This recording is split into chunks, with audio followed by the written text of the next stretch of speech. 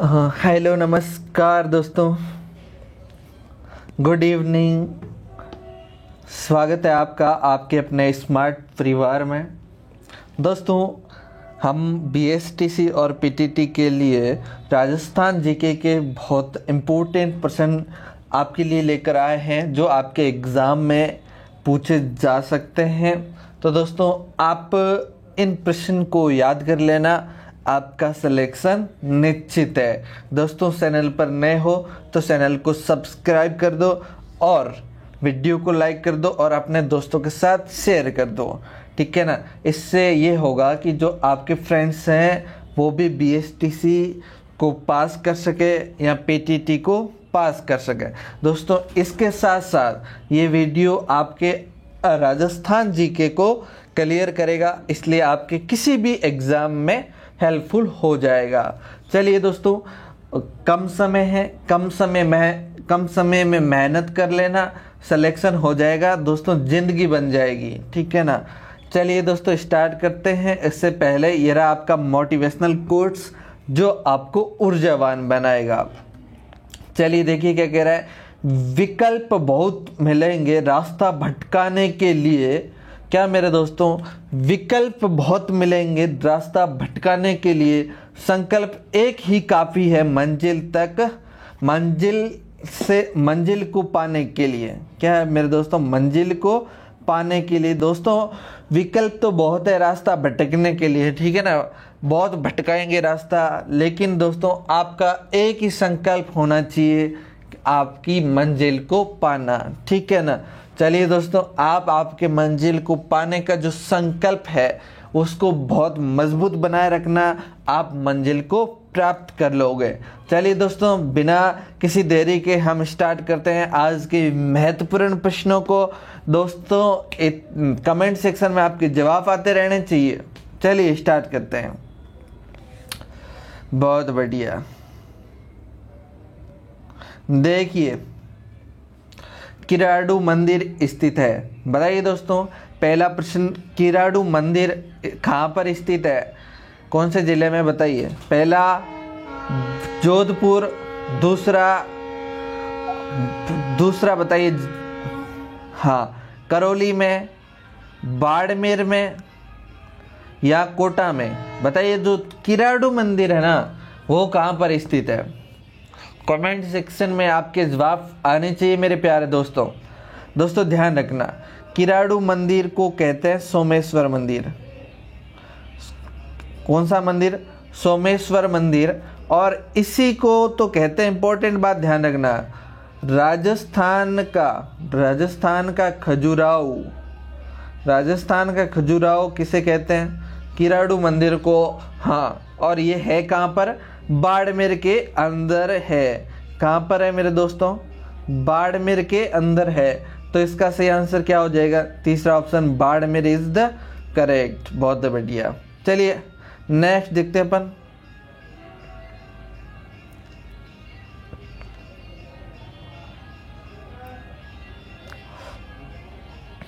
Yes, क्या कह रहा है, रामदेव जी के भोपे कौन सा नृत्य करते हैं। दोस्तों, जो रामदेव जी के भोपे होते हैं ना वो कौन सा नृत्य करते हैं, बताओ।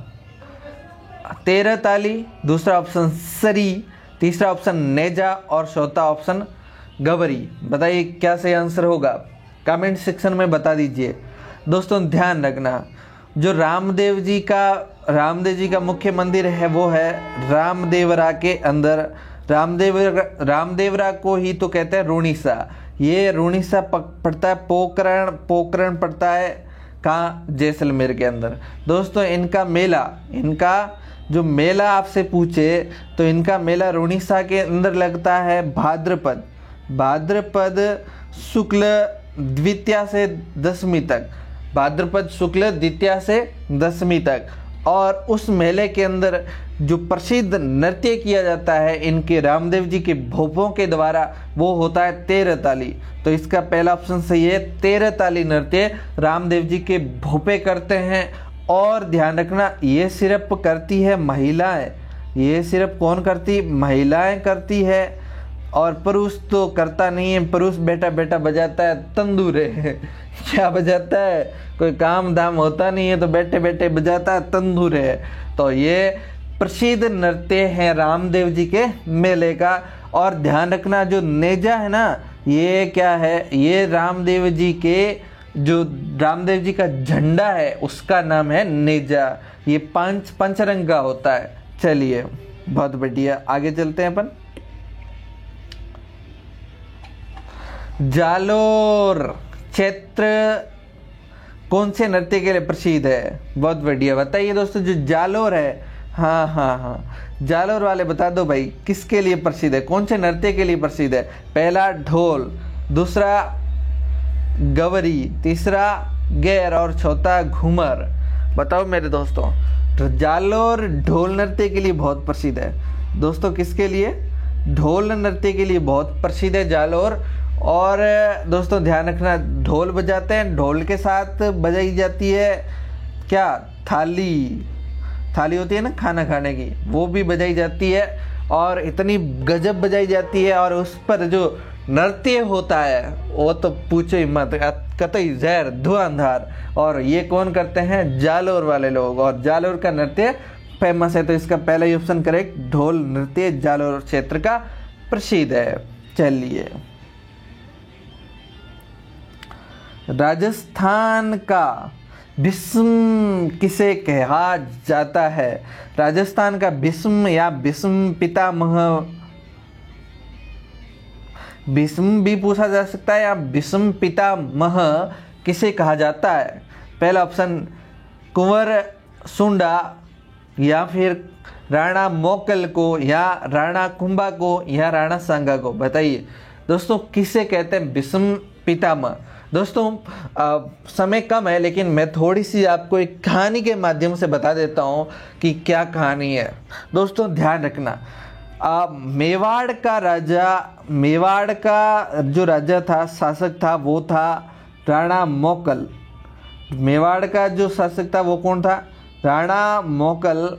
और राणा मोकल हो गया था बूढ़ा। लेकिन उसी समय मेवाड़ के पास एक राज्य पड़ता है जिसका नाम मारवाड़। कौन सा वाड़? मारवाड़ की राजकुमारी का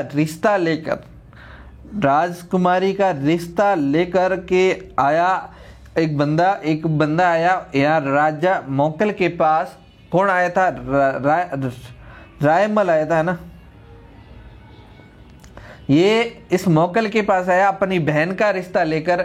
और ये जो रायमल था, ये रायमल या रणमल भी कहते हैं इसे। ये रणमल आया था, इस मोकल का पुत्र था कुंवर सुंडा।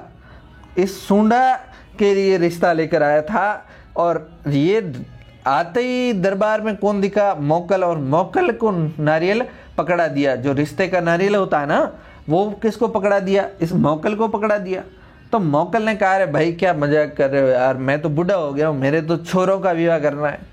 तो फिर इसने कहा, अरे देखो, मैं आपके लिए रिश्ता नहीं लेकर आया हूँ, मैं तो लेके आया हूँ कुंवर सुंडा के लिए।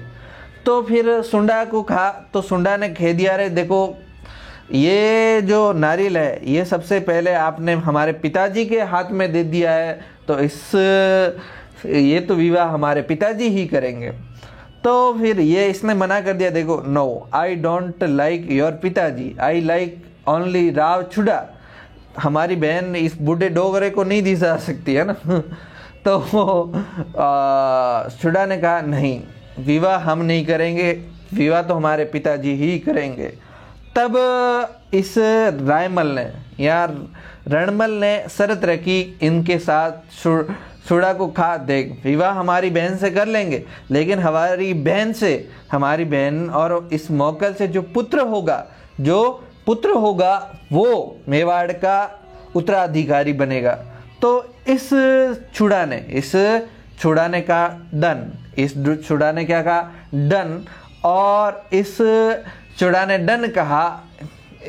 क्या कहा कि हाँ भाई सही है, आपके जो भी आपकी बहन से पुत्र होगा उसी को हम मेवाड़ का उत्तराधिकारी बनाएंगे। तो फिर इसलिए इसे कहा जाता है राजस्थान का भीष्म या राजस्थान का भीष्म पितामह। और इनसे जो पुत्र हुआ, ये मोकल और इनकी बहन से जो पुत्र हुआ उसका नाम था राणा कुंभा। कौन सा कुंभा? राणा कुंभा। यही तो बाद में मेवाड़ का शासक बनता है। तो इसलिए इस सुडा राव कुंवर सुडा को ही तो कहते हैं, कुंवर सुडाई को तो कहते हैं राजस्थान का भीष्म पितामह। और इसे ही तो कहते हैं मेवाड़ का या राजस्थान का राम भी कहते हैं, क्योंकि इन्होंने बाद में मेवाड़ को छोड़ दिया था। इन कुंभा से मेवाड़ को छोड़कर कहीं और चले गए थे, इसलिए इसे मेवाड़ का या राजस्थान का राम भी कहा जाता है। चलिए नेक्स्ट देखते हैं। हल्दी घाटी। हल्दी घाटी किस जिले में स्थित है? बताइए। जो हल्दी घाटी है बहुत खतरनाक युद्ध का मैदान है, वो जो क्षेत्र है वो किस जिले में स्थित है? पहला ऑप्शन उदयपुर, दूसरा भीलवाड़ा, तीसरा पाली और चौथा राजसमंद। बताइए क्या सही आंसर होगा? कमेंट सेक्शन में आपका जवाब आना चाहिए। बहुत बढ़िया, चौथा ऑप्शन करेक्ट है दोस्तों, राजसमंद में हल्दी घाटी स्थित है। चलिए नेक्स्ट चलते हैं। कालीबंगा संस्कृति का विकास कहाँ पर हुआ है? कालीबंगा संस्कृति या कालीबंगा सभ्यता का यहाँ विकास कहाँ पर हुआ? पहला सरस्वती द्वेषवती के तट पर, बनास नदी के तट पर, या सोहन नदी के तट पर, या कोठारी नदी के तट पर। हाँ बताइए। तो इसका कमेंट सेक्शन में बताओ। यस, इसका जवाब पहला ही करेक्ट है, सरस्वती या द्वेषवती नदी के तट पर, है ना। इसी को तो कहते हैं घग्गर नदी। इसी को क्या कहते हैं? सरस्वती के नदी का नाम क्या है? घग्गर नदी। तो घग्गर या सरस्वती नदी के किनारे ये कालीबंगा सभ्यता विकसित हुई थी। तो इसका पहला ऑप्शन सही है, सरस्वती द्वेषवती के तट पर। चलिए, अर्थुना कस्बा राजस्थान के किस जिले में स्थित है? बताओ। जो अर्थुना का कस्बा है वो राजस्थान के किस जिले में स्थित है? पहला ऑप्शन भीलवाड़ा, दूसरा उदयपुर, तीसरा बांसवाड़ा और चौथा प्रतापगढ़। हाँ बताइए क्या सही आंसर होगा? यस, बांसवाड़ा में यह अर्थुना कस्बा स्थित है। ध्यान रखना, किसमें? बांसवाड़ा में। तो इसका तीसरा ऑप्शन करेक्ट। चलिए नेक्स्ट देखते हैं। मीराबाई का जन्म स्थान है। बताओ मेरे दोस्तों, मीराबाई का जन्म स्थान कौन सा है? पहला ऑप्शन नाथ द्वारा, या दूसरा मेड़ता, तीसरा उदयपुर, चौथा चित्तौड़ या चित्तौड़गढ़। हाँ बताइए दोस्तों, आपने सुना होगा, कमेंट सेक्शन में आपका जवाब आना चाहिए। बहुत सिंपल क्वेश्चन है। आपने ऐसे कई भजन चलते भी है मीराबाई के कि मीरा जन्मी मेड़ते, है ना। तो मीरा कहाँ पे जन्मी है? मेड़ता में जन्मी है दोस्तों। और इसका ऑप्शन दूसरा करेक्ट है, मेड़ता। और मेड़ता है कहाँ पर? नागौर के अंदर है। वर्तमान में मेड़ता कहाँ है? नागौर के अंदर। चलिए नेक्स्ट चलते हैं। कौन सा शहर राजस्थान का मैनचेस्टर कहा जाता है? कौन सा शहर राजस्थान का क्या मैनचेस्टर कहलाता है? राजस्थान का मैनचेस्टर कौन से शहर को कहते हैं? पहला ऑप्शन कोटा, दूसरा पाली, तीसरा भीलवाड़ा और चौथा ब्यावर। बताओ कौन सा शहर है राजस्थान का मैनचेस्टर? तो दोस्तों तीसरा ऑप्शन करेक्ट है। इसका भीलवाड़ा को राजस्थान का क्या कहते हैं?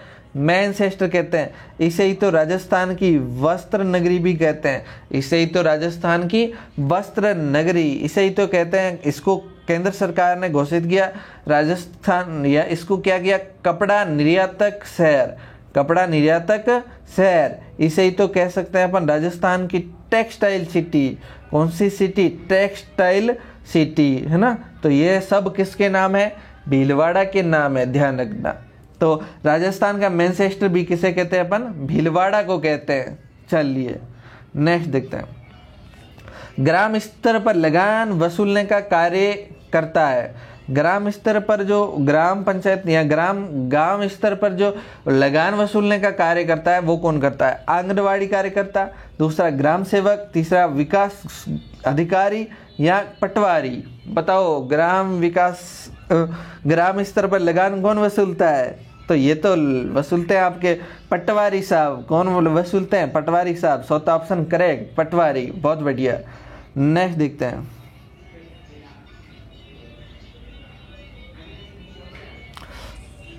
नेक्स्ट ये आपका कीर्ति स्तंभ कहाँ स्थित है? बताओ दोस्तों, कीर्ति स्तंभ कहाँ पर है? पहला ऑप्शन बांसवाड़ा, उदयपुर, चित्तौड़गढ़, प्रतापगढ़। बताइए कहाँ पर है? दोस्तों ध्यान रखना, कीर्ति स्तंभ को ही तो कहते हैं विजय स्तंभ। विजय स्तंभ, कौन सा स्तंभ? विजय स्तंभ कहते हैं, ठीक है ना। और ये बनवाया था राणा कुंभा ने। और ये बनाया कहाँ पर है? ये बनाया कहाँ पर? चित्तौड़गढ़ के अंदर। तो इसका तीसरा ऑप्शन करेक्ट हो जाएगा, चित्तौड़गढ़ में कीर्ति स्तंभ है, ठीक है ना। चलिए बहुत बढ़िया। तुंगा का युद्ध किस वर्ष में लड़ा गया? दोस्तों तुंगा का जो युद्ध है वो किस वर्ष में लड़ा गया? बताइए। पहला ऑप्शन 1787। दोस्तों ये आपको मतलब समझ नहीं आ रहा होगा कि कितना लिखा है, तो 1787। दूसरा ऑप्शन 1785 और तीसरा 1781 और 1789 है ना। तो बताओ कब लड़ा गया तुंगा का युद्ध? हाँ तो दोस्तों ये लड़ा गया था, पहला ही ऑप्शन करेक्ट है, 1787 के अंदर लड़ा गया तुंगा का युद्ध। चलिए आगे चलते हैं अपन।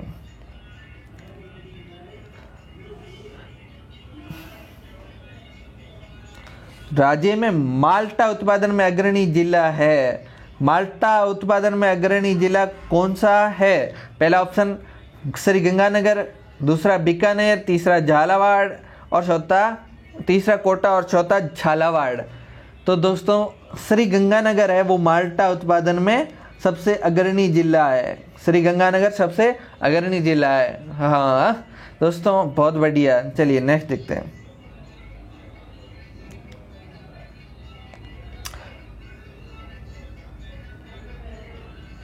किस शासक के काल में जयपुर को गुलाबी रंग से रंगा गया था? बताइए कमेंट सेक्शन में। राम सिंह द्वितीय, ईश्वरी सिंह, माधो सिंह और प्रताप सिंह। दोस्तों आपको याद ही होगा जयपुर को तो कहते हैं गुलाबी नगरी, यहाँ इसको कहते हैं पिंक सिटी।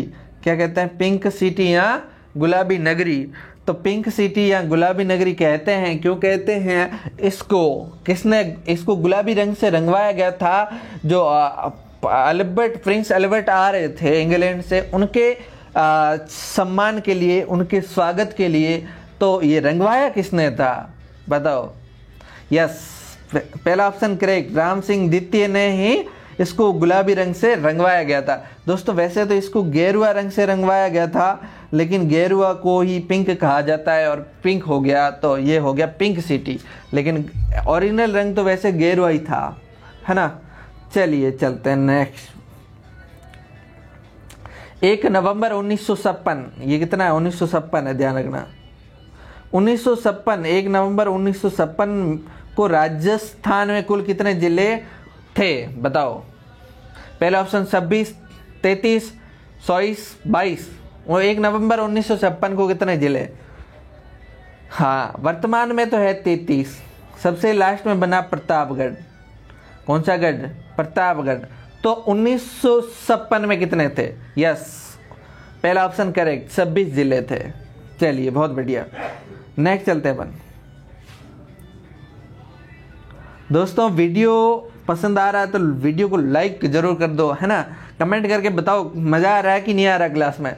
दोस्तों मज़ा तो आ ही रहा होगा, लेकिन आपका सिलेक्शन जरूर करवा देगा ये क्लास, आपका सिलेक्शन जरूर करवा देगी, है ना। तब मज़ा तो आ ही जाएगा। अब नहीं आया तो जब सिलेक्शन हो जाएगा ना, तब मज़ा आ ही जाएगा, ठीक है ना। चलिए देखते हैं क्या कह रहा है। शुष्क वन अनुसंधान केंद्र है आफरी है, ये कहाँ स्थित है? पहला जैसलमेर, दूसरा श्रीगंगानगर, तीसरा चूरू और चौथा जोधपुर। बताइए कहाँ पर स्थित है? कमेंट सेक्शन में आपका जवाब आना चाहिए। दोस्तों एक नाम आपको मिलेगा काजरी, एक नाम क्या मिलेगा? काजरी, और एक मिलेगा आफरी। और ये दोनों दोस्तों कहाँ पर स्थित है? जोधपुर के अंदर है। कहाँ पर स्थित है? जोधपुर के अंदर, इसलिए इसका चौथा ऑप्शन करेक्ट है, जोधपुर। चलिए, तो आपको काजरी पूछे तो भी क्या बताना? जोधपुर ही बताना, ठीक है। चलो नेक्स्ट देखते हैं। प्राचीन स्थान कालीबंगा किस जिले में है? दोस्तों अभी हमने बात करी थी कालीबंगा सरस्वती नदी के किनारे है ना, घग्गर नदी के किनारे। तो ये कालीबंगा जो सब है ये कौन से जिले में है? पहला ऑप्शन हनुमानगढ़, दूसरा बीकानेर, तीसरा गंगानगर और चौथा चूरू। बताओ कहाँ पर है आपका कालीबंगा? तो ये है हनुमानगढ़ के अंदर, तो इसका पहला ऑप्शन करेक्ट, हनुमानगढ़। चलिए बहुत बढ़िया, नेक्स्ट चलते हैं। बसंतगढ़ शिलालेख में राजस्थान प्रदेश का क्या नाम दिया गया? जो बसंतगढ़ शिलालेख है उसमें राजस्थान, बसंतगढ़ शिलालेख में राजस्थान का क्या नाम मिलता है? रामथान, दूसरा ऑप्शन राजस्थानिया द्वितीय, या फिर मरु प्रदेश या मरुकांतार। क्या नाम मिलता है बसंतगढ़ शिलालेख में? तो इसका नाम मिलता है राजस्थानिया द्वितीय। दूसरा ही ऑप्शन करेक्ट हो जाएगा, राजस्थानिया द्वितीय है ना। बहुत गजब नाम है। चलो नेक्स्ट देखते हैं।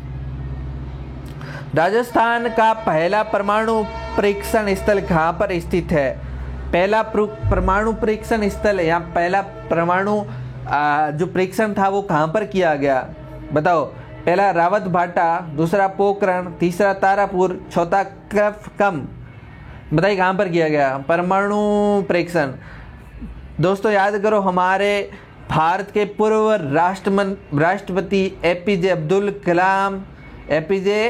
कलाम साहब, इनके नेतृत्व में जो भारत का पहला परमाणु परीक्षण किया गया वो किया गया था पोखरण के अंदर। कहाँ किया? पोखरण के अंदर। और पोखरण है कहाँ पर? ये है जैसलमेर के अंदर। तो पहला परमाणु परीक्षण स्थल कहाँ है? पोखरण के अंदर। दूसरा ऑप्शन करेक्ट हो जाएगा।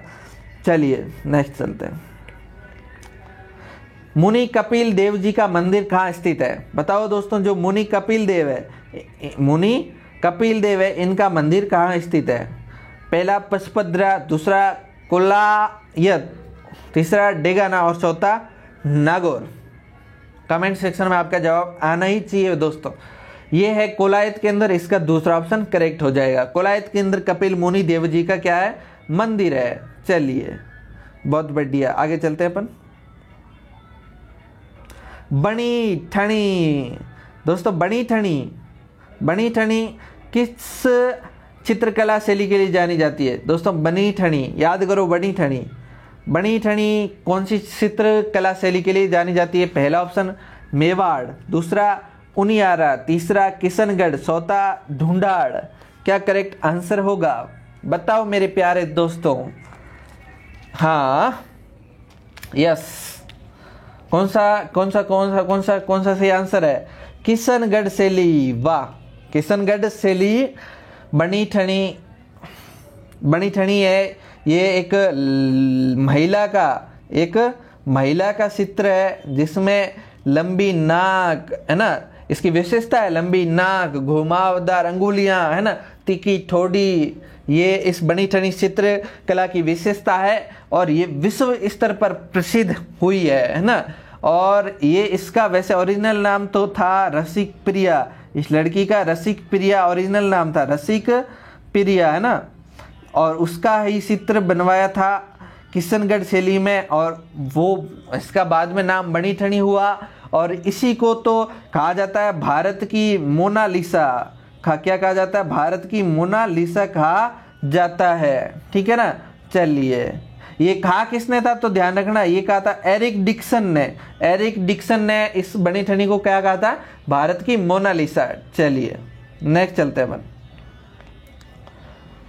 वर्ष 2011 की जनगणना के अनुसार राजस्थान में लिंग अनुपात है।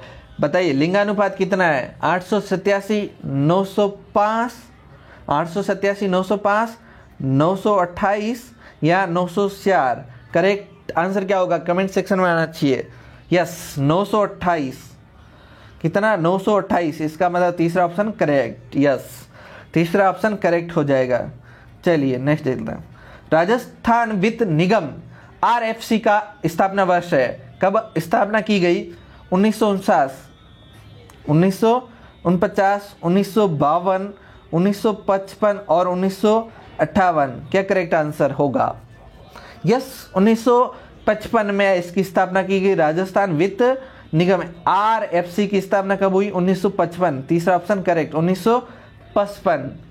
चलिए नेक्स्ट चलते हैं अपन। प्रतापगढ़ का प्राचीन नाम क्या है? प्रतापगढ़ का प्राचीन नाम क्या मिलता है दोस्तों? कांठल, दूसरा वागड़, तीसरा जंगल और चौथा गोडवाड़। क्या मिलता है?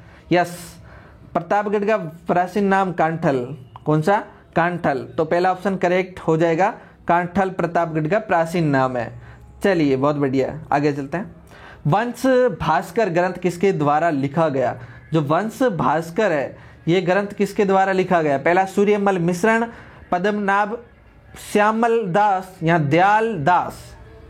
यस किसने लिखा? तो ये लिखा था सूर्यमल ने, सूर्यमल मिश्रण ने। तो पहला ऑप्शन करेक्ट सूर्यमल मिश्रण। बहुत बढ़िया। चलिए आगे चलते हैं। राजस्थान की जनगणना 2011 की जनगणना के अंतिम आंकड़ों के अनुसार राजस्थान की जनसंख्या में 2001 की तुलना में कितने प्रतिशत वृद्धि हुई है? मतलब जो दोस्तों जो 2001 की जनगणना थी है ना, उसके बाद जो 2011 की जनगणना है इसमें कितना परसेंट वृद्धि हुई है? पहला ऑप्शन 16.4%, दूसरा 22.8 या 17.6% या 21.3%। क्या सही आंसर है? हाँ कमेंट सेक्शन बताओ।